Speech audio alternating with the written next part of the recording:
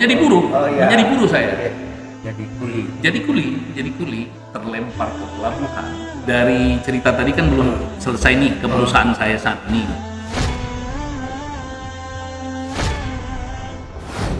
Assalamualaikum warahmatullahi wabarakatuh. Waalaikumsalam.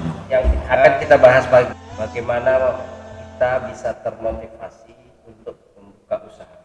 Nah, bersama saya sudah hadir sobat saya, karib saya, yang sudah nggak asing bagi kita semua, yaitu Bung Idham Khalid. Beliau ini adalah seorang pengusaha forwarder ya di Dumai yang cukup besar. Kalau mungkin di Dumai, di Provinsi Riau, orang sudah paham, sudah kenal dengan beliau. Nah, kami sangat tertarik dengan kisah inspiratif yang nanti akan dibagi-bagi sama kita. Assalamualaikum Bung Idham. Waalaikumsalam warahmatullah. Gimana kabar Bung Idham? Sehat? Alhamdulillah, pagi ini sehat sekali. Apalagi sudah Kopi. disuguhkan segelas kopi Oh, deh. di Teko Kopi. Insya Allah berkah pagi ini ya. Alhamdulillah.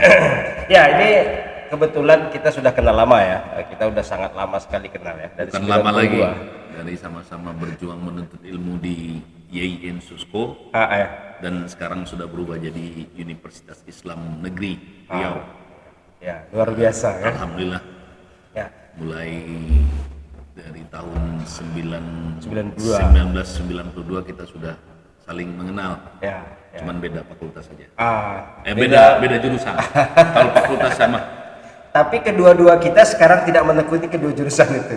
Tidak. Jadi background ilmu sama, tetapi dari sisi usaha itu sangat berbeda jauh, 360 derajat. Tetapi alhamdulillah semua apa yang kita dapatkan di YIN dulu, khususnya di Fakultas Syariah, dapat kita terapkan di dunia kita saat ini, bisnis Justru kita saat itu, ini. justru itu Ya. saya ingin bahas. Ya. Ya. Oke, kalau orang kuliah di UIN atau IAIN, konotasi orang berarti jadi pegawai atau departemen agama. Nah, kita mungkin tidak. Nah, ini mungkin yang saya maksudkan, ini bisa menjadi inspirasi bagi kawan-kawan. Makanya saya ingin gali dari Bung Idham. Ya, memang secara lahir ya, ketika seseorang menuntut ilmu di satu lembaga pendidikan, apalagi di perguruan tinggi, baik itu akademi, baik itu sekolah tinggi, ya kan, itu otomatis memang sesuai dengan bidang ilmu yang ditekuni, yang dituntut. Memang prinsipnya mereka ke depan itu mencari jati diri dalam arti pekerjaan yang sesuai dengan bidang ilmunya. Ya, nah, itu dia.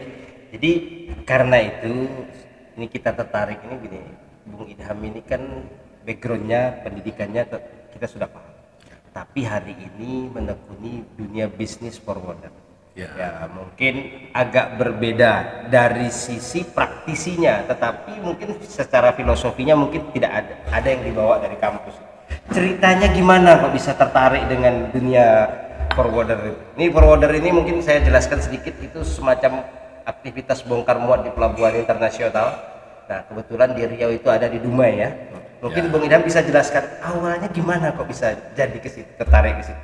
Jadi kalau cerita masalah Tahun berapa itu? Tahun berapa itu? tertariknya ini panjang ceritanya. Ya. Berawal dari setelah saya selesai kuliah di tahun 1997. Pada Oktobernya kebetulan pemerintah provinsi dan pusat kan banyak mengumumkan penerimaan pegawai. Dan pada waktu itu saya terinspirasi untuk mengikuti beberapa instansi pemerintah sesuai dengan background ilmu. Buat lamaran ya? Bukan buat lamaran, semualah. Ya, ibaratnya berusaha menggali informasi, memasukkan bahan, ya kan, dalam arti kata lamaran lah, ya kan, di beberapa instansi termasuk di kantor Bupati Bengkalis juga. Pada waktu itu kebetulan saya memang asli kelahiran Bengkalis. Ya. Tetapi mungkin Allah tidak berkehendak untuk saya jadi seorang pegawai negeri. Pada waktu itu. Terus setelah itu setelah 2 bulan saya ngomong ke orang tua saya mau hijrah ke Dumai. Kebetulan abang saya ada Merantau lah ya. kandung saya di Merantau Dumai. Dumai. Dumai itu buat saya sudah bukan asing lagi karena saya 92 sudah mulai bolak-balik Dumai Pekanbaru, Dumai Pekanbaru. Dan di tahun 2000 saya kuliah kan di 92. Ya. Di 94 95 itu saya bolak-balik Pekanbaru. Ketika libur kuliah saya pulang ke Dumai. Saya di Dumai itu sudah melihat kondisi pelabuhan. Pada waktu itu saya ikut bekerja di rombongan TKBM untuk melakukan pekerjaan operasi pupuk di gudang. Ini masih kuliah itu ya? Masih kuliah pada waktu itu. Udah ikut aktivitas Udah ikut perkamuan. aktivitas di pelabuhan. Ya. Ingat betul saya itu di 94 semester itu waktu itu semester 5. Ini anak pelabuhan juga berarti ini. Ya, jadi kalau bicara masalah itu tadilah kita nggak tahu rahasia Allah semuanya itu. Ya. Jadi ketika saya pulang ke Dumai, ada waktu libur selama seminggu, 2 minggu itu saya manfaatkan untuk mencari tambahan uang pada waktu itu. Jadi saya melakukan pekerjaan operasi pupuk di gudang, dari mengarungkan karung yang robek-robek itu ke karung yang bagus dan ditimbang. Oh. Jadi buruh ini. menjadi buruh, Oh, iya. menjadi buruh saya. Oke. Jadi tadi kan ceritanya waktu selesai kuliah, jadi waktu kuliah saya juga udah jadi buruh. Udah buruh di pelabuhan. Ya. Kuliah selama 4 tahun setengah itu banyak hal yang saya lakukan. Ya. Menjadi liber tukang untuk bangun rumah juga pernah itu saya lakukan selama hampir 3 tahun. Mengikuti. Jadi kuli. Ya, ngaduk semen, udah itu mengangkat batu bata, ya kan, macam-macam lah. Nah, sehingga memang saya udah dari awal itu udah biasa hal itu karena memang saya nggak mau diam dari SD, SMP sampai SMA sampai kuliah saya nggak mau diam. Jadi kembali lagi ke cerita saya dalam arti kata terlempar ke pelabuhan awalnya itu setelah saya balik dari kampung, terus saya hijrah ke Dumai ngikutin abang saya. Pada waktu saya ngomong sama abang saya di Dumai, saya mau cari pekerjaan di sinilah, saya bilang, yang kira-kira bisa menopang ekonomi saya pribadi, karena kan nggak mungkin saya harus minta lagi ke orang tua karena kan sudah sekian tahun kita sambil kuliah sambil bekerja kan. Jadi kita mau mencari sesuai dengan background ilmu. Jadi ada salah satu perusahaan di tempat di Dumai itu, di kota Dumai persisnya itu di jalan, waktu itu masih Jalan Sukajadi, kecamatannya saya waktu itu belum tahu persis, Dumai Barat kalau nggak salah saya. Nah, jadi ada salah satu perusahaan MKL, ekspedisi muatan kapal laut, dan kebetulan itu memang pemiliknya, ownersnya itu adalah orang satu daerah sama saya, orang Bengkalis juga, namanya Pak Haji Muhammad Yusuf. Dan saya pada waktu itu ngomong sama abang kandung saya, maksudnya saya pengen kerja di situ, tapi jalannya bagaimana? Jadi pada waktu itu abang saya bilang, kalau Pak Yusuf itu, kalau kita memang benar-benar mau kerja, kita datang sendirilah. Kalau kita misalnya nanti abang yang ngomong, seolah-olah yang mau kerja itu abang. Jadi pada waktu itu ya udah, saya beranikan diri untuk datang ketemu langsung sama Pak Yusuf. Ketika ketemu Pak Yusuf, tanggapan beliau, saya jelaskan maksudnya saya berminat untuk bekerja di perusahaan Bapak karena saya lihat sangat sibuk aktivitasnya. Dari aktivitas mengurusin kapal, mengurusin barang, dan mengurusin dokumen segala macam. Pada waktu itu saya sebelum melihat datang ke perusahaan itu, saya juga melihat dulu aktivitas di pelabuhan, khususnya di Dumai pada waktu itu. Jadi singkat cerita, dalam melalui proses tahapan 3 kali pertemuan, alhamdulillah saya diterima kerja di situ, belajar bekerja di situ, di MKL itu, di PT di PT Geraha Persada Pasifik pada waktu itu. Dan saya ditempatkan di pengurusan agensi kapal. Digaji berapa waktu itu? Kalau boleh. Kalau cerita gaji, alhamdulillah perdana waktu saya menerima gaji, saya digaji 100.000 rupiah. Di tahun Besar, 97 akhir Besar. udah mulai krisis. Saya kerja tahun segitu digaji 75.000, maaf ini ekriopos gitu. 75.000 gaji saya. Itu pun saya harus kerengat. Bolak-balik. Bukan balik, mantah dia rengat. Wah. 70, udah 100.000. Udah 100.000. Nah, Udah 100.000. luar biasa. Alhamdulillah. 9 tahun ya jadi karyawan, berapa terus? Persisnya dari 97 bulan November sampai di sampai di 2006 bulan Oktober. 6 Jadi, tambah 3, 9 tahunan. 9 tahun lebih kurang. Ini tekun karyawan. Itu ngurusin itu aja.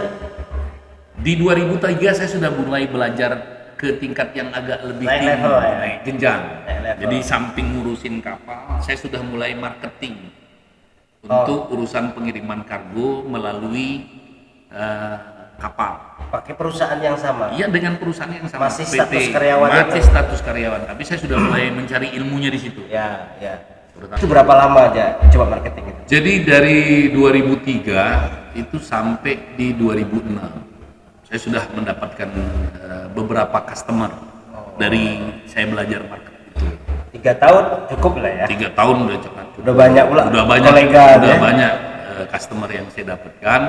Dan pada waktu itu memang bos saya mengapresiasi. Jadi Sukses. cerita saya membuka perusahaan ini, singkat cerita di 2006 kebetulan salah satu perusahaan di Geraha Persada Sepik itu yang persisnya di departemen saya, PT Titian Batar Segara itu ditutup oleh pusat. Kebetulan itu kan perusahaan cabang di Dumai. Oh gitu. Pusatnya di Batam.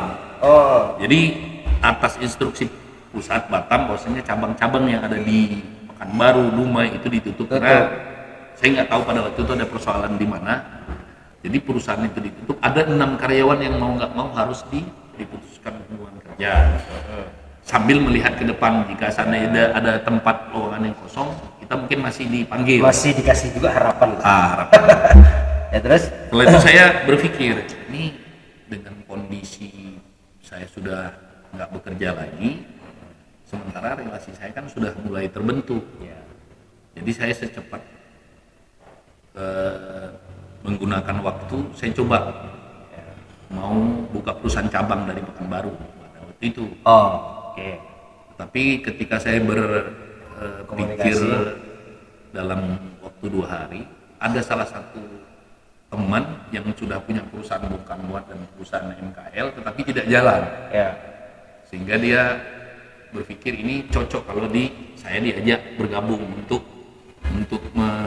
menghidupkan lagi nih perusahaan. Memang perusahaan itu ada di beberapa dipakai oleh teman-teman, istilahnya ownernya tidak aktif. Justru teman-temannya yang membawa perusahaan ini. Terima fee lah. Nah, jadi ketika saya memegang perusahaan ini dipercayakan, saya masuk di dalam manajemen di 2000, persisnya itu di 2006 bulan November.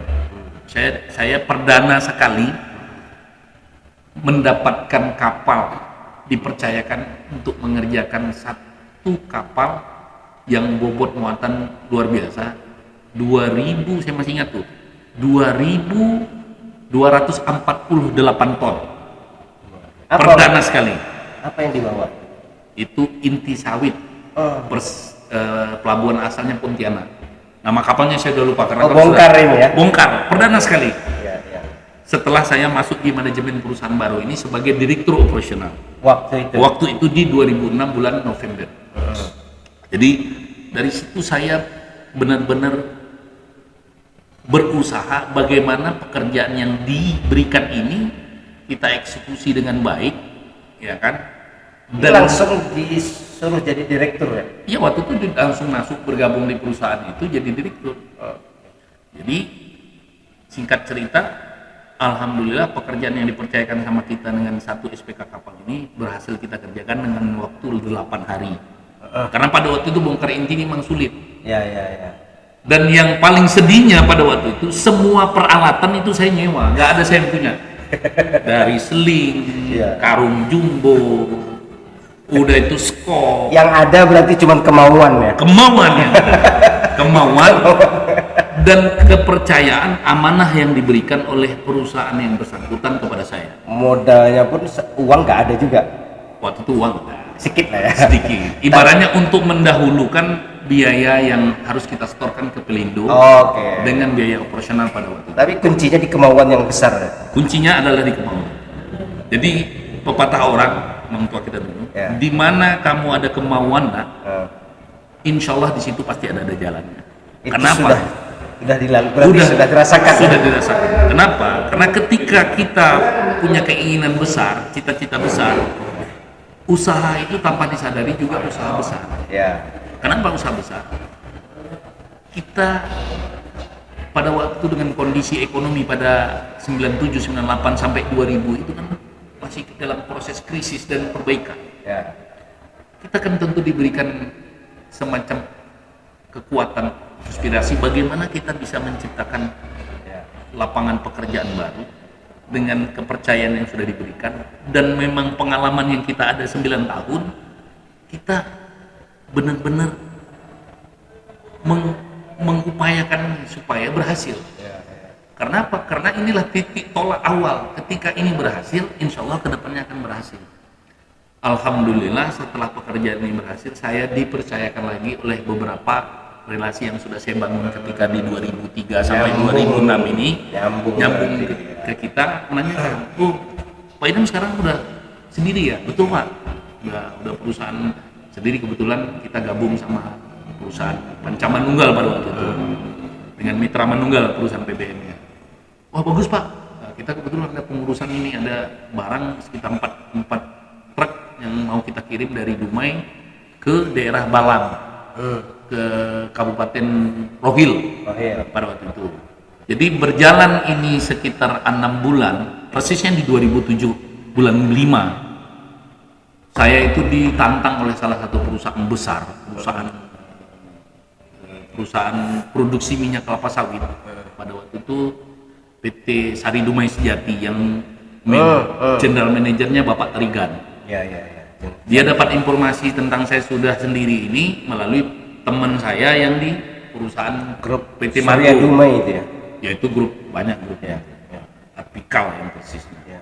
Jadi pada waktu itu saya dipercayakan meminta pekerjaan handling, pemuatan ampas PKE, Palam Kernel Explorer, Ya. yang sudah inti diperas Ya. menjadi ampas, Ampas, itu yang ya. diekspor ke Eropa Ya.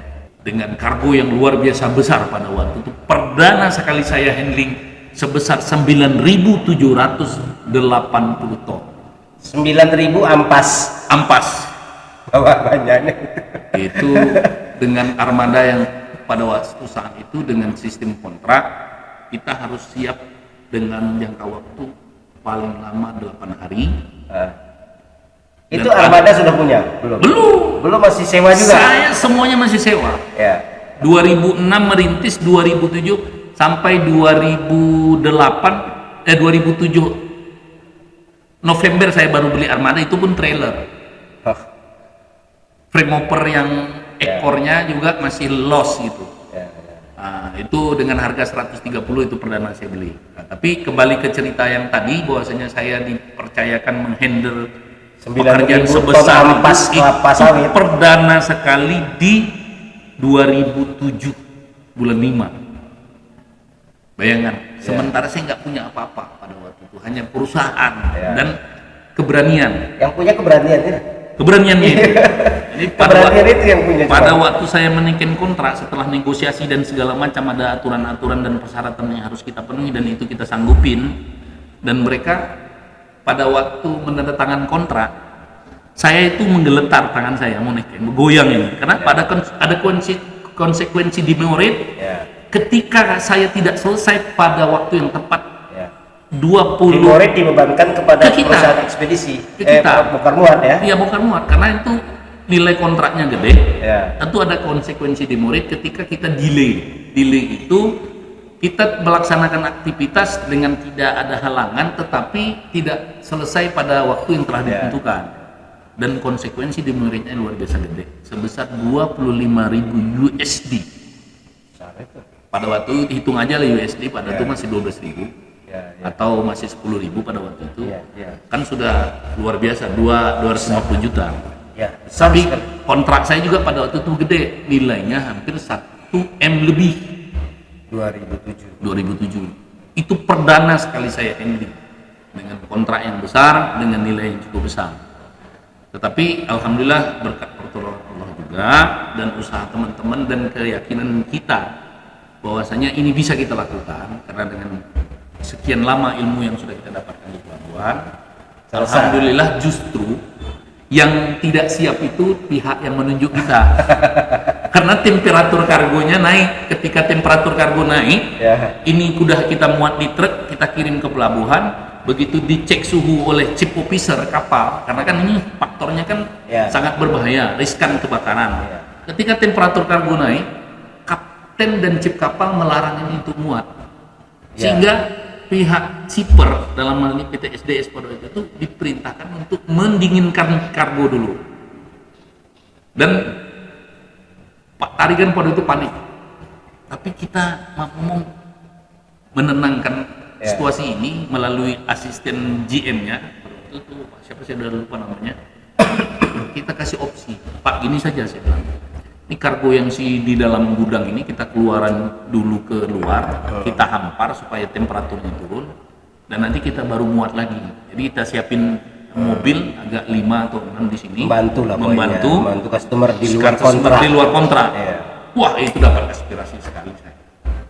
Appreciate sekali sehingga Mak ngomong, saya nggak nyangka ini kontrak perdana berlanjut sampai 11 kontrak saya taiken. Itu dia udah nggak nunjuk. Itu Adapun awalnya- penawaran lain dia Ya. nggak udah tutup. Ibaratnya kalaupun ada pembicaraan masalah harga, Ya. dia akan bicarakan.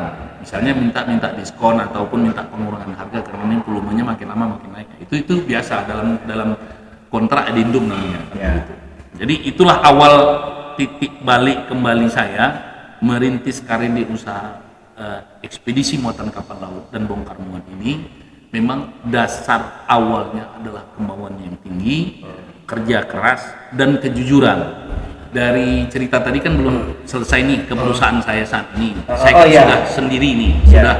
sudah dalam arti kata dulu kan masih Join. komisarisnya Ya, join. ya. Pada itu saya di direktur operasional. Mulai dari 2008 bulan Juli, Ya. saya sudah mendirikan perusahaan yang namanya PT Transkomal Sejahtera. Alhamdulillah dari 2008 bulan Juni sampai saat ini 2022 bulan Februari, alhamdulillah perusahaan kita tetap eksis, didukung dengan 80 karyawan lebih, Ya. hampir 90, dan didukung dengan armada sebanyak 45 armada terdiri dari dump truck, juga ada frame over trailer sebanyak 7 unit dan tronton 3 unit, dan didukung sebanyak 28 alat berat yang itu Luar biasa ya. terdiri dari crane, ekskavator, dan forklift. Pokoknya kalau udah mau sewa-sewa alat pun sudah bisa sekarang ya. Alhamdulillah memang bidang usaha kita itu Udah menambah ke sana. penyewaan alat. Sudah merambah ke sana. Sudah ya? merambah ke sana dari mulai bongkar muat, pengiriman barang transportasi yang ditunjang dengan beberapa armada, dan kita sudah merambah ke penyewaan alat.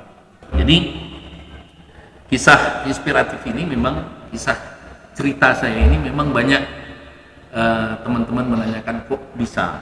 Ya. Ini pertanyaan, kok bisa? Ya.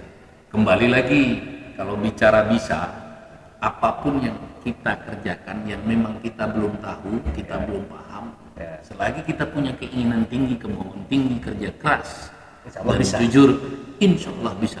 Tidak ada jalan ceritanya tidak bisa. Ya. Tergantung kepada kita. Ya. Mungkin bagi kawan-kawan ada yang ragu dalam berbisnis, memulai bisnis, takut dalam bisnis. Ada tipsnya nggak? Pastilah. Jadi tipnya di situ saya sampaikan, sebelum kita melaksanakan atau mau berusaha, kenali dululah bidang usaha yang akan kita lakukan. Ya. Dan kira-kira kita betul-betul sanggup atau tidak untuk mencoba ini, melakukan ini, sehingga apa yang kita lakukan dan kita laksanakan itu di ujungnya akan menemukan hasil yang benar-benar maksimal.